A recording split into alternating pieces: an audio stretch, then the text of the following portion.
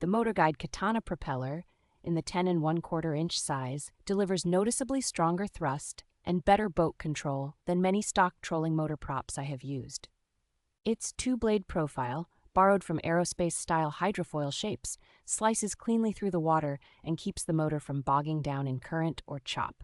Battery draw is impressively low for the amount of push it provides, so runtime between charges is longer than with older MotorGuide propellers.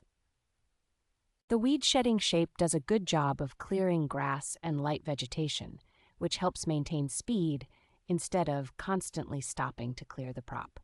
Durable glass-filled nylon construction and the 3.5-inch hub feel solid on the shaft, yet remain light enough to spin up quickly. Installation is straightforward since it is designed for MotorGuide trolling motors with a 3.5-inch hub, and it comes with the matching propeller pin, nut, and washer.